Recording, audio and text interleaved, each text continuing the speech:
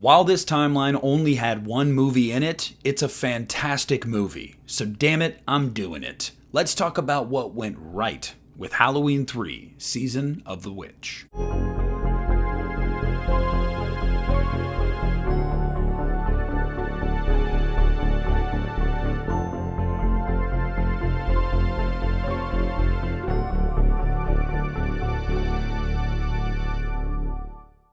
Hey, what's up everybody? Nick here, and today I want to do a video on Halloween 3.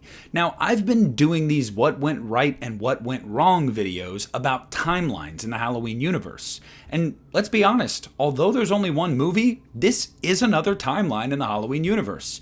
Now, some people hate this movie, but as the years have gone on, it's really become a fan favorite. So I feel like those that hate it are definitely the loud minority now. And I'm happy it's that way, because this movie rules. Now, I haven't decided if I'm going to do a what went wrong. Maybe I will. It just depends on what you guys have to say. But damn it, I want to heap praise on this movie. So the first thing they got right here is the cast, across the board. Look, I don't need to give Tom Atkins an endorsement. He is the friggin' man. I really like Stacey Nelkin in this movie. I love Dan O'Herlihy as Connell Cochran. He is a delightfully evil villain that has so much charisma. I love the Kupfer family.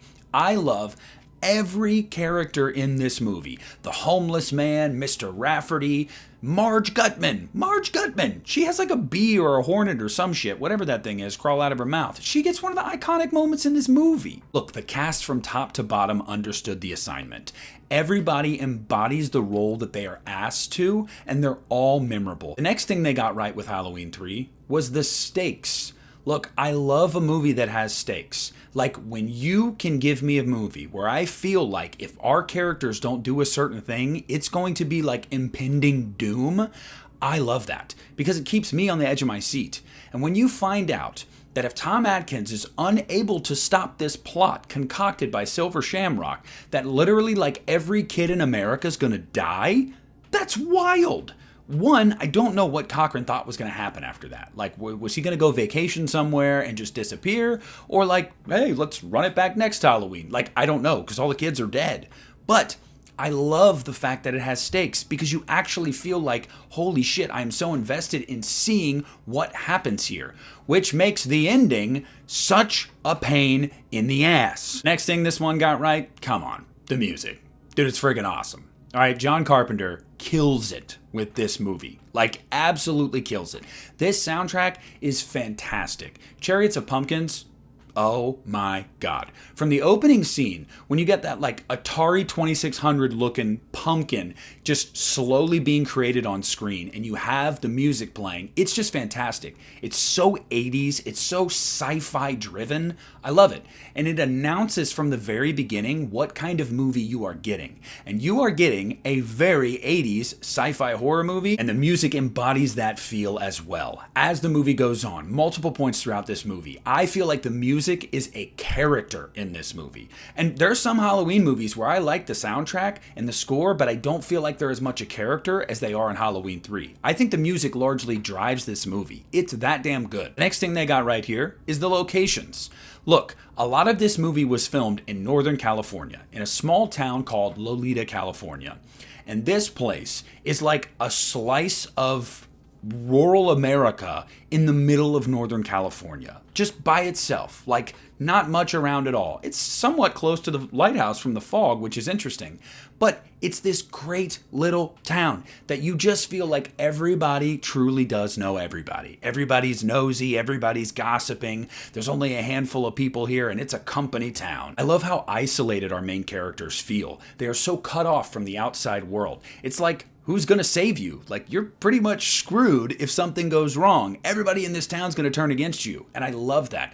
But it just looks gorgeous. The town just looks gorgeous. Not to mention we revisit Southern California near the beginning of this movie, specifically going back to Sierra Madre, where we have iconic moments from Halloween 2. They film in the same town square. I've been there. It's awesome. I love it. Love the locations in this movie. The next thing this movie did well was embracing the fantastical, embracing the weird, whatever you want to call it. Look, everybody involved in this movie knew what kind of movie they were giving us. They knew what kind of story they were telling, and they lean into those elements.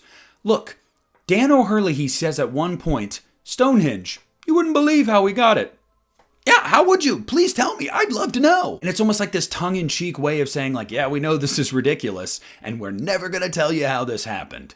I love how like not only do we have particles of Stonehenge in these like microchips basically in the backs of these masks that not only rot these kids' heads, but then like bugs and snakes come out. Like, what the hell? I love that. We've got androids. Literally androids, like assassin androids just walking around, killing people, sneezing because, you know, they're more loyal than humans, but we got to give them some human features.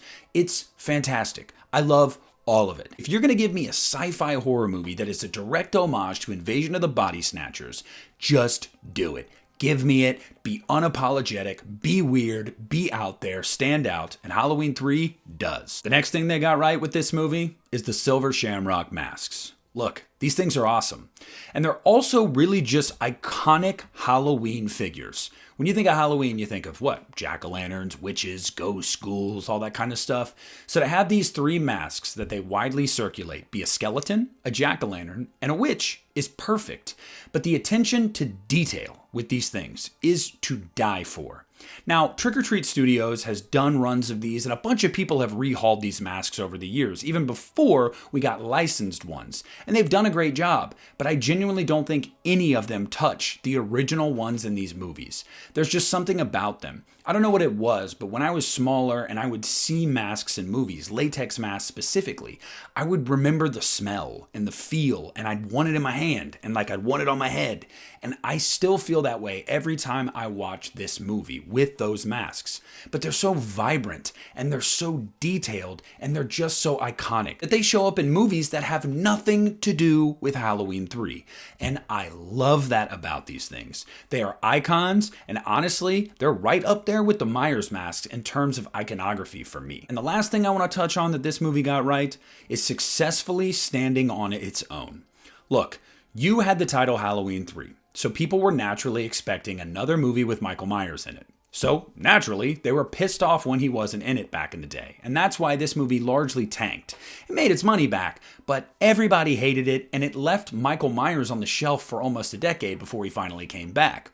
But I don't care, because John Carpenter and Tommy Lee Wallace and Deborah Hill and everybody involved had the balls to say, we're going to take this title and we're just going to turn this into an anthology, because we don't need Michael Myers, right? Now, they were wrong, of course, in the long run, but I love the fact that this movie exists. I love the fact that they were determined to do that regardless of what people would think. They wanted to stand on their own and tell a new story. So not only did they do it, they did it well. And I will always give creators credit for taking big swings, because sometimes they don't connect, but this one does. And I'm glad this thing exists and it successfully stands on its own.